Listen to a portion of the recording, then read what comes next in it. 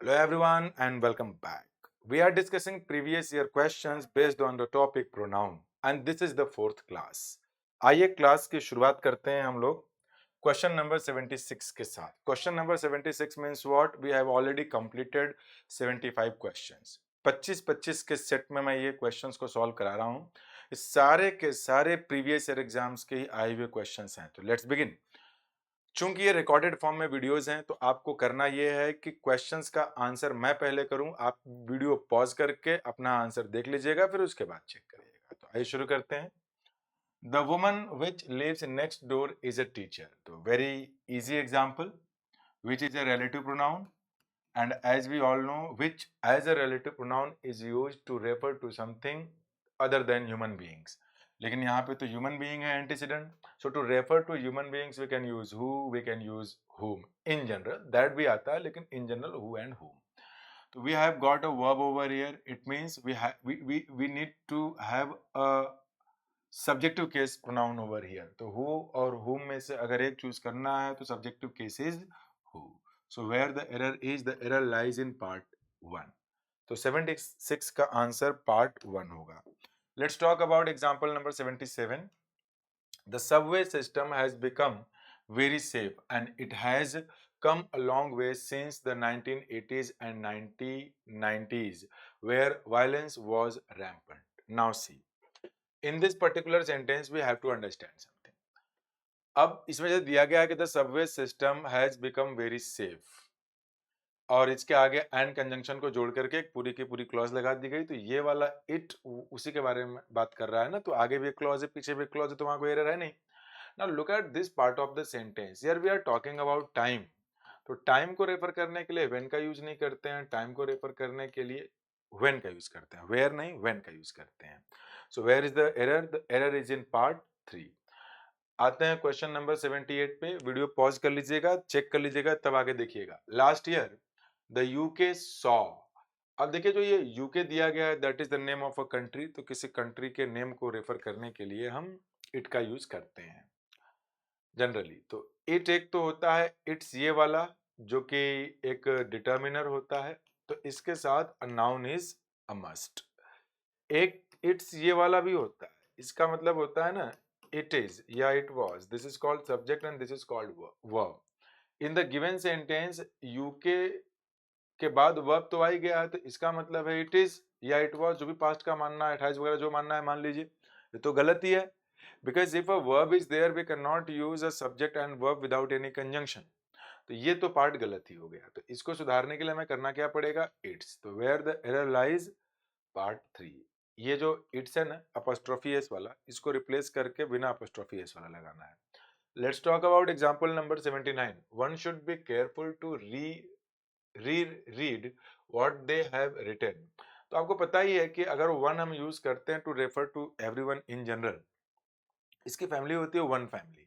यानी one is followed by one's if want to refer to position and oneself if you want to use a self pronoun वाला case.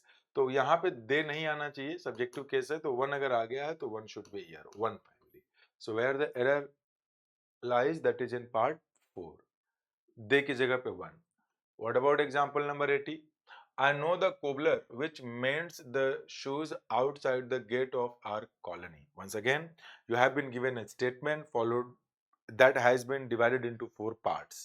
One of the parts, if has any error, will be the answer. If it is not so, if you think the given sentence is error free, go with option number 4. Now see, ये जो cobbler लिखा गया है that is a person. तो जो relative pronoun आया है उसका antecedent तो person हो गया. तो अगर पर्सन है और पर्सन को रेफर करने के लिए रिलेटिव प्रोनाउन यूज करते हैं तो वी यूज आइदर हु और हुम in general.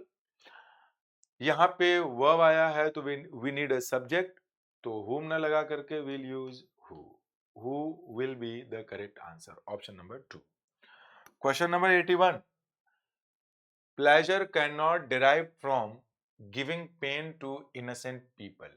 Now the particular sentence has been divided into 4 parts, 1, 2, 3, 4. इन चारों में से किसी एक में एरर तो है, क्योंकि इसमें कहीं पे भी नो एरर नहीं लिखा गया है. अब हमारा काम ये बनता है कि हम ये पता करें कि किस वाले पार्ट में इसमें एरर है. तो समझिए, एक्चुअल में प्रोनाउन पे बेस्ड एरर नहीं है, can not derive, can not derive जो दिया गया है that is a verb written in active voice. कैसे पता चला? Because the structure is not be plus third form. If it is an active voice तो this would be the subject. In active voice, subjects are doers, but in this particular sentence, that subject cannot be the doer of the action. That should be the receiver. तो receiver बनाने के लिए we'll have to use passive voice. तो passive voice के लिए you will have to use be form. Cannot is okay, be, and after be form passive are derived. ये बन जाएगा passive voice. तो where is the error? Error is in part 1. Let's talk about example number 83. There are many career options. कई सारे career के option है भाई. अब यहाँ 4 ऑप्शन दिया है. अब ये क्वेश्चन दिया है CDS 2 2022. You can choose any of them. You can choose many of them. You should choose none of them. You would choose one of them. अब मेरी एक बात समझिए. यहाँ बात हो रही है प्रेजेंट की, तो पास्ट वाला हिस्सा तो चला गया. ठीक. दूसरे वाले से अब ऑप्शन नंबर सी को देखते हैं कि ये हो सकता है कि नहीं हो सकता है. तो there are many career options. अगर बोला गया वहां पे कई सारे ऑप्शंस हैं तो you should choose none of them. तो अगर कोई आपको बता रहा है कि there are many career options तो इसीलिए तो बता रहा है कि आप जो है कि ले ले. ये थोड़े बोलेगा आपको उनमें से एक भी नहीं चूज करना चाहिए. तो फिर क्यों नहीं करना चाहिए चूज? जब करियर ऑप्शंस आपके पास हैं तो आपको कर ही लेना चाहिए. अब आते हैं यहाँ पे, थोड़ा कॉमन सेंस भी लगाना पड़ेगा. You can choose many of them. एक सीधी सी बात है कि आप करियर के लिए किसी एक ही रास्ते को चुन सकते हैं, एक ही साथ. You can not choose many. तो ये ग्रामेटिकली तो सही है, लॉजिकली गलत हो गया. तो बच गया ये वाला, you can choose any of them. उनमें से आप कोई भी एक चूज कर सकते हो. Will go with option number ए. उम्मीद है आप भी यही किए होंगे. आप कमेंट मारते रहिएगा, वीडियो को लाइक कर दीजिएगा. He headed the Indian freedom struggle which paved the way for non-violent struggle for other countries in the 20th century. So the question is based on finding out parts of speech which is underlined. There is a verb, so that is a subject in the given sentence. So which as a subject is a pronoun. इसमें कहीं pronoun है, एक pronoun दिया है, relative pronoun. Option number A is the correct answer.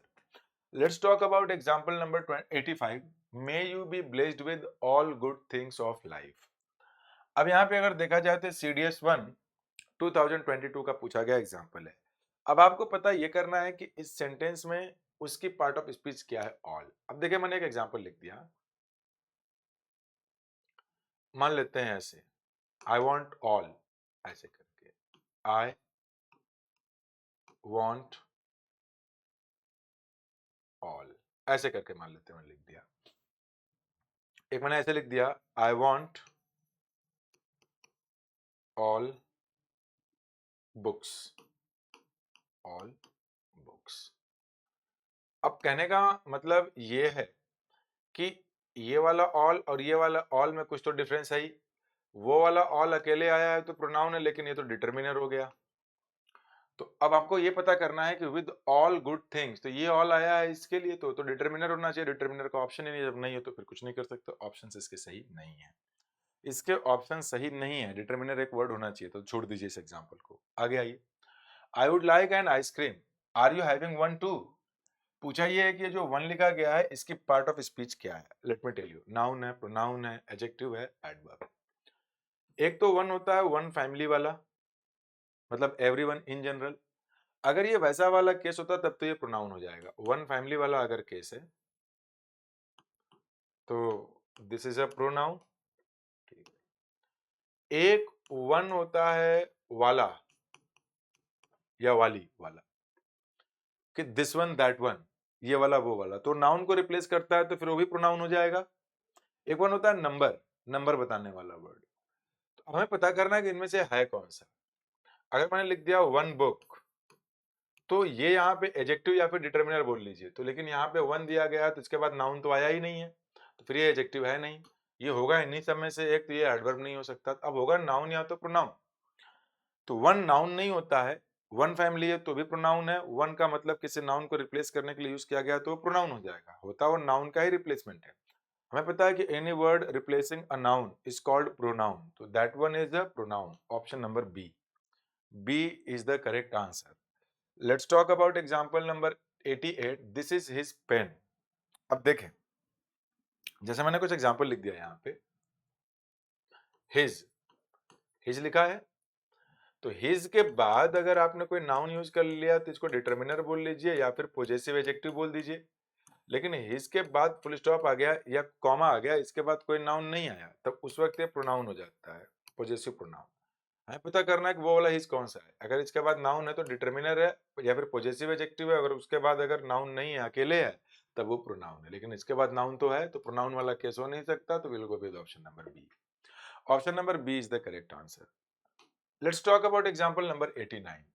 When people found that the jewel was in records of Rahim, they gave it to him. अब कहने का मतलब यह है कि इनको अंडरलाइन कर दिया गया है।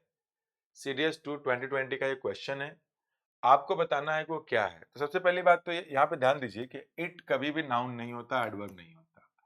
वर्ब के बाद आया है, that is not the nominative case, that is a pronoun. The better option is option number A. Let's talk about example number 90, CDS 2 2020. It is 11 o'clock now. Um, it is 11 o'clock now and all of us should retire to bed.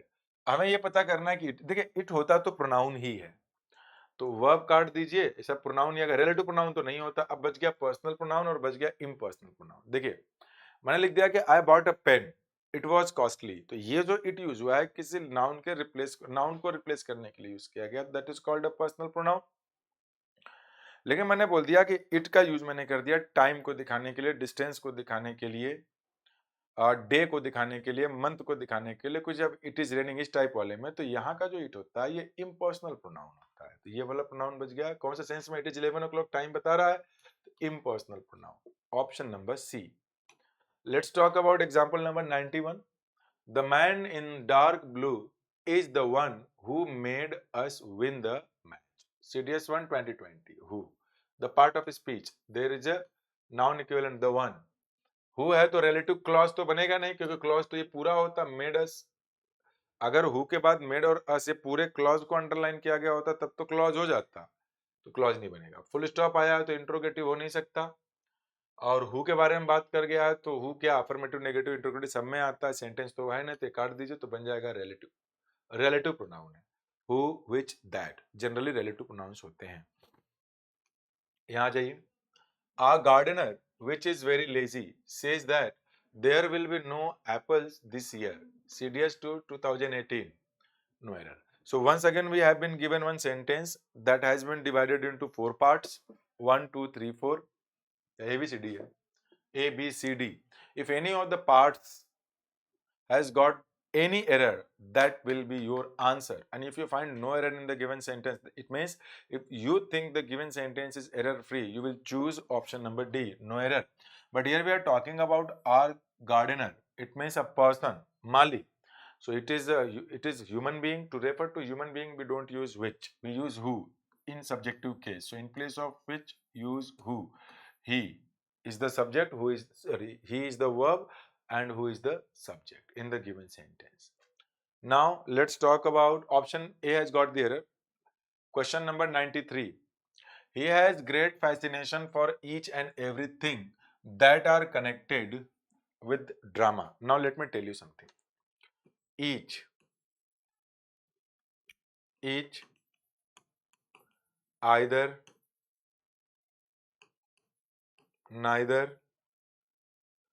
every, ठीक है ना, ये तो सिर्फ determiner ही होता है, और ये तीनों वर्ड डिटर्मिनर एंड प्रोनाउन दोनों का काम करते हैं। Whatsoever they are used to refer to distribution, मतलब one at a time, and because of this particular term distribution, they are considered to be singular, and if they are singular, their verb and pronoun both will be singular. अब उधर पकड़ते हैं, each and every use हुआ है, तो जाहिर सी बात है कि each and everything that लगा हुआ है उसी के लिए तो ये r न लग करके is होगा। Will go with option number C, option number C. Let's talk about example number 94. Each student, now see, each आ गया, it mean distribution.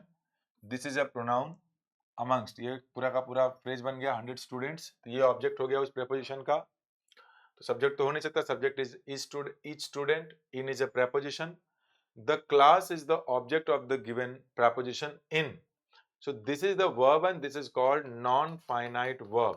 Non-finite verbs are not main verbs, that is why they don't change their forms.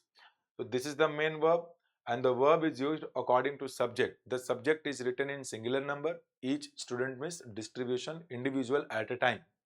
That is a singular number subject. That is why the verb should be in singular number. In place of want, use wants.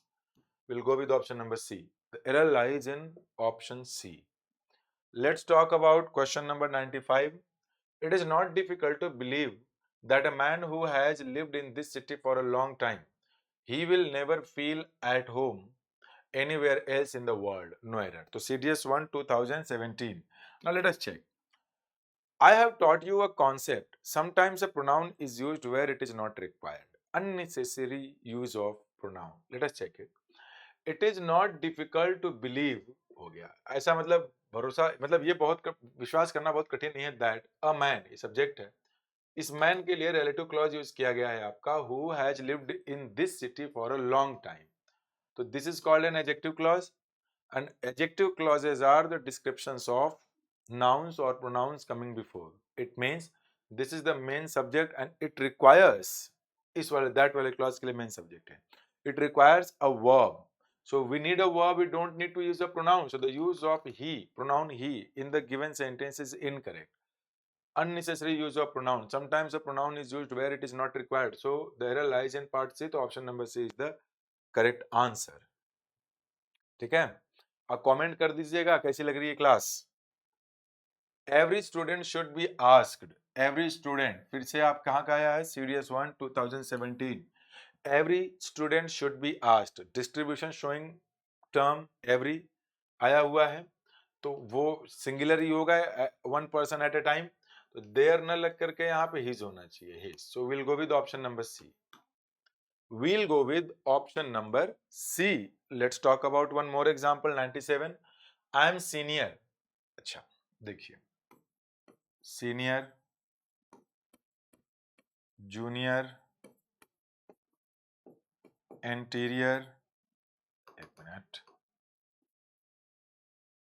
anterior,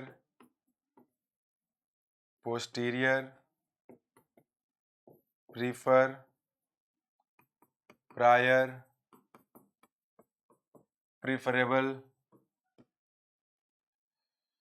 इतना ही रहने दें क्या या फिर inferior, superior, etcetera. इनके साथ हम to preposition का यूज करते हैं देन करने. So the error lies in part B, option number B. उम्मीद है आप लोग इसका आंसर सही भी किए होंगे. Let's talk about example number 98. One is often pleased with himself. देखिए मैंने पहले ही बताया कि one is used as one family in any sentence. One family वाला वन अगर ये है in general referring to everyone in general तो वन सेल्फ या वन से ही आएगा. ये वन सेल्फ गलत है. ये वन सेल्फ कुछ होता ही नहीं है. देम सेल्फ आएगा नहीं. ये आएगा नहीं क्योंकि वो आ गया. गलत हो गया है. Option number C. So let us not waste time here. Let us talk about something new. It was the mother of the girl of whose voice I had recognized. देखिए of which थोड़ा साफ लिख दो गंदा लग रहा है. अरे कहाँ गया मैं आगे कर दें. हाँ of which is equal to whose.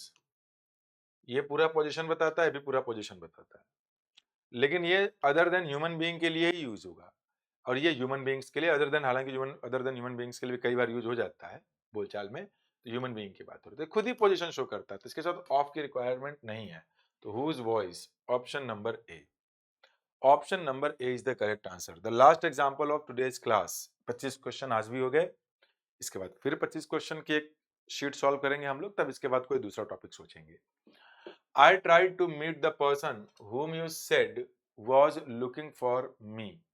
अच्छा इस तरह का एग्जाम्पल मैंने पहले भी कराया है. कराया ये है कि अगर ओपिनियन देने वाले एक्सप्रेशंस आ जाएं जैसे कि you said, they believe, they consider, people say, people imagine, people know, इस तरह का कुछ भी आ जाए तो हम मान लेते हैं ये है ही नहीं. मान लीजिए नहीं है तो इसके आगे वर्ब आया है तो वर्ब आया है तो एक सब्जेक्ट चाहिए तो whom ना लग करके who होगा. Option number C. तो ये रही हमारी आज की 25 क्वेश्चन की क्लास. वीडियो को लाइक जरूर करिएगा अगर देख रहे हैं पूरा यहाँ तक. तो कमेंट एक अच्छा सा मार दीजिएगा, जो भी आप क्लास को लेके फील कर रहे हैं या फिर कुछ अच्छा और कुछ चाहते हो इसमें करने को तो बता दीजिएगा, उसे मैं अप्लाई करने की पूरी कोशिश करूंगा। और उम्मीद करता हूं कि आप पढ़ रहे होंगे, अच्छे से प्रैक्टिस करते रहिए। 100 क्वेश्चन के ऊपर इंडिविजुअल टॉपिक की प्रैक्टिस करा रहा हूं। 2026 में कई एग्जाम्स ऐसे होने वाले हैं जिसमें आपको इनकी जरूरत पड़ेगी, तो एकदम लग जाइए, जुड़ जाइए, सिलेक्शन आपका जरूर होगा। तो thank you very much, bye bye, मिलते हैं नेक्स्ट क्लास में।